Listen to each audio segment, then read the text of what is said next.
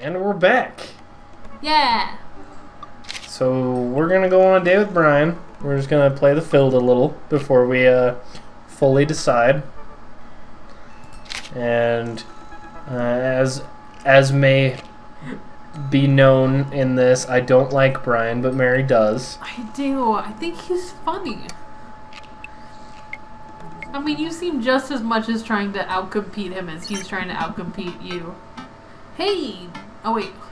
Are you... Do you voice Brian? No, you voiced Brian. What does he sound like? Hey! Daisy and I are going fishing tomorrow. Are you in or out? Are we going yeah, that was the last thing. Oh, I have a message from Brian. Oh no, I've been dreading this day. I accidentally boasted about my abilities as a fisherman to Brian, and now he's challenging me to another dad-off. I've been doing my fishing research online, but I'm nowhere close to being an expert. Still, though, I have to accept. I typed back to Brian. Sounds great, man. Super excited to catch all those fish, and my lawn could use another good mowing. Why? You're just gonna dig yourself a grave. That'll show him. Take what? Dig yourself a grave. Oh. You're like, man, I'm nowhere near as close to being an expert fisherman. Here, let me antagonize him. Yeah, that'll show him. Brian responds back, letting me know that tomorrow he'll pick us up at an hour I had previously forgotten existed. Man, that's gonna be a rough start. Amanda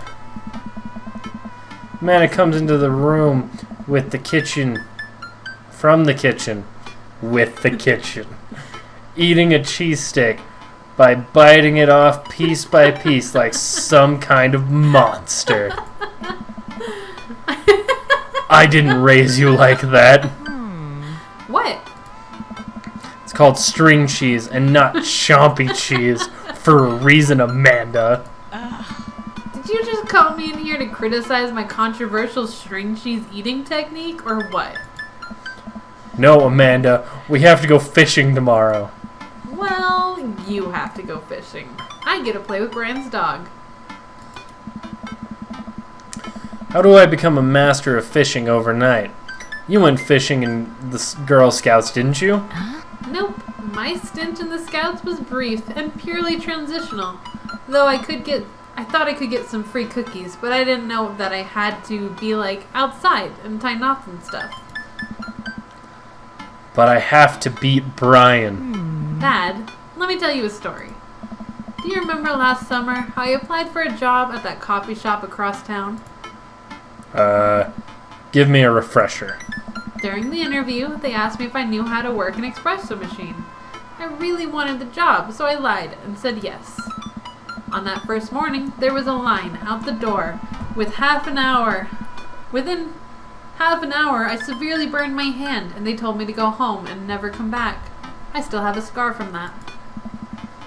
Of course, I remember. What does that have to do with fishing? The burn is a metaphor, Dad. I don't get it. You can lead a horse to water. What do horses have to do with fish and burns? Huh? Dad, please, don't get your obsession with competing against Brian. You wouldn't understand. It's a dad thing. Please try explaining it to me. Okay, Brian's he just thinks that he's so much better than me, and he purposely reminds me of that whenever he can. It's like has to one-up me, and I have to beat him at his own game. Is that what you think is happening here? No, Amanda. Okay, good. I know that's what's happening. Alright, Pops. We should both be getting some sleep. See you in the morning? Night, Panda. I brush my teeth and throw on some pajamas. I climb into bed, set my alarm, and close my eyes. God, he's going to sleep at like 7:40. Yeah, judging by that clock. Okay, sleep.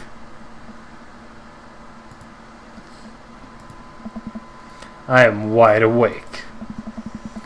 Can't help but think about the last time I went fishing, hoping that there's something I can glean from it to give me an edge over Brian. I was around 9 years old. My dad woke me up one morning and told me to get dressed and meet him downstairs. It was still dark out. I had no idea what was going on, but before I knew it, we were both alone on a freezing cold lake. I had to sit there for hours while it got hot and muggy and the air thick with bugs. I picked at mosquito bites while my dad sat in stony silence, fishing pole in one hand and beer in the other. We didn't catch anything. On the long drive home, my father bought me a pack of cigarettes and didn't say a thing. What? Yeah, what? That didn't help, and I think I have some repressed sadness about my father. I'll deal with that later. Oh, this is nice. It is. I'm sitting on a boat in the middle of a body of water. I can't see any land, but I know it's a lake. The water is placid and still. I'm holding a fishing pole. I don't understand why, but it feels like my life depends on catching fish right now. I cast my lure into the water and wait and wait and wait. My whole being is filled with hopelessness as I watch the line disappear into the depths below. You used the wrong lure. I look up to see my father, just as he looked that one cold morning, disapproving. I'm panicking now. I pull the lure up and try to grab a different one, but all the lures in my tackle box are the exact same. I look up to my father for guidance, but he's gone. I try casting again, but I can't hold my footing. My boat tips over and I fall into the water, sinking further and further. I see the multitudes of fish that had been laying just below the surface, all swimming around me as if to taunt me. One fish swims up to me. He has Brian's eyes. You gotta use neutral buoyancy lure if you're trying to catch trout, buddy. I jolt awake to the sound of my alarm. I actually heard that. It's pretty loud. It's fishing day. That would explain the weird dream. I groggily slip on clothes and get ready. I spot Amanda's door half open to see her still curled up in a mountain of blankets, walking over to her bed. I give her a tiny kiss on the forehead. Fishing day, kiddo. You ready? No. Well, you gotta get up. I can't do this without you. Also, stop sleeping in your clothes. Amanda pulls her comforter over her head. Never. Amanda. I'll get up in a minute. Alright, Brian should be here in 20, so you better not just go back to sleep. Amanda sticks her hands through the blanket to wave me away. I leave her room and make myself some coffee, another cup with lots of cream and sugar for Amanda, whenever she gets up.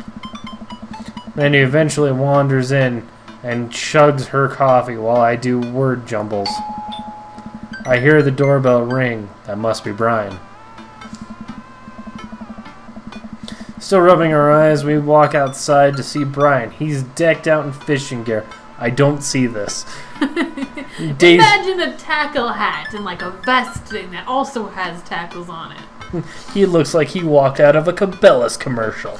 Yeah, and then like a tackle box, and then also like 6 fishing poles. And then his dog is also wearing a tackle box. And a tackle vest. Daisy's falling asleep next to him. Early bird gets the worm, buddy. You ready to fish? I was born ready. My eyes narrow in on Brian. It's a good day to die. Hop on in, guys. Let's get this fishing party started. Are we driving again? Does literally no one else have a car? Why do we always drive? What is this? So I walk over to the driver's side door and open it. Woof woof. Brian's dog immediately hops into the driver's seat, wagging his tail furiously. Can I see your license, sir? Maxwell, let do Lippenrig sit. Maxwell obediently hops into the back to cuddle with Daisy and Daisy, Amanda settles in next to Maxwell and Daisy and immediately falls asleep. Ready for an adventure? Wait, I'm confused. How is Daisy already in her car? Asleep. Or are we just driving Brian's car now? Why are we driving his car? Why doesn't he drive? I don't know, dude. I don't know what's going on. I'm ready for glory. Nope, we're in our car. Yeah.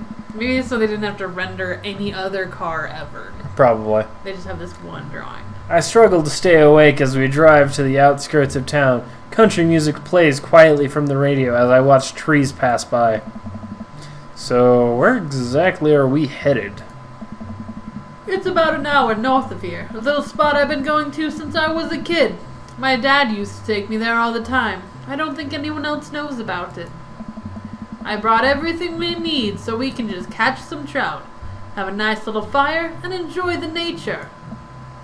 My fishing pole is in the shop getting it tuned up. Do you maybe have an extra I could borrow? But of course! It's probably not as nice as it sounds like yours is, though. Right. I'm digging a hole here.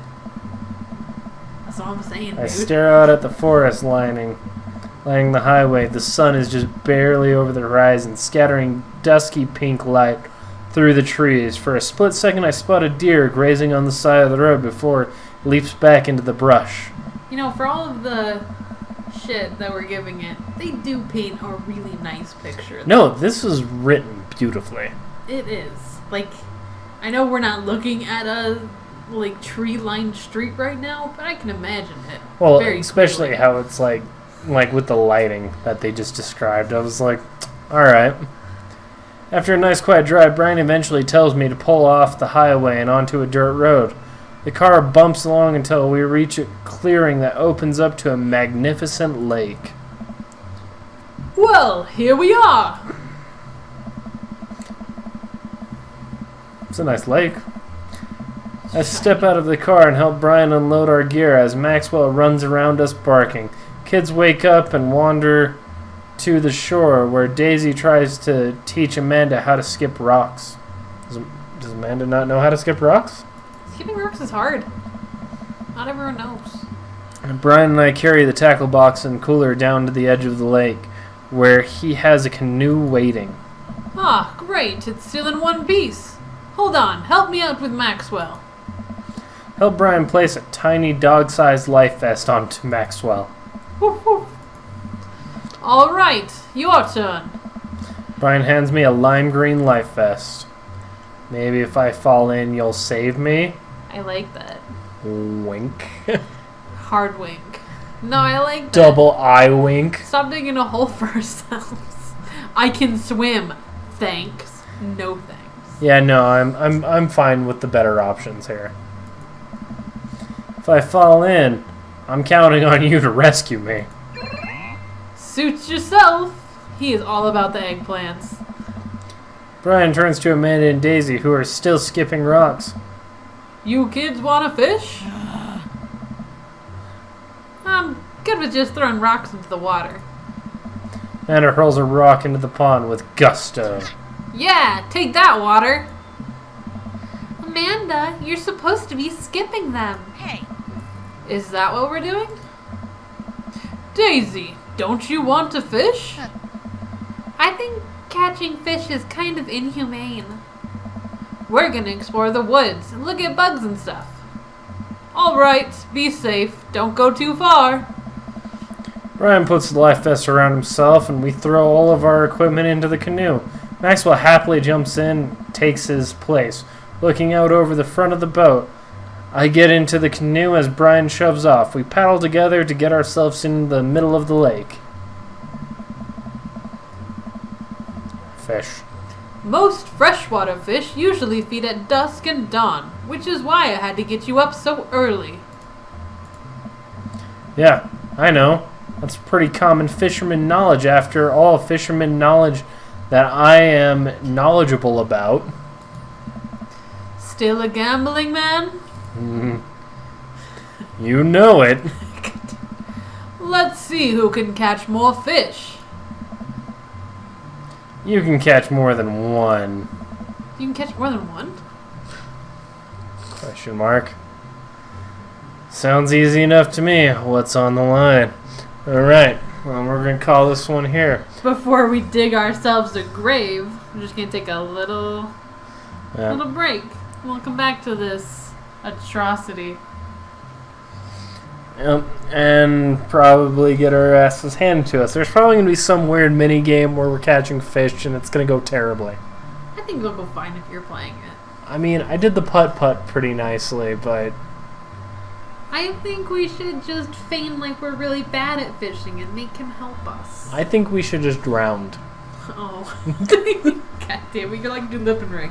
If I can't win, I should die. Alright, well, we'll be back An honorable to see death. what we're gambling for and how terribly we can do at it. Bye.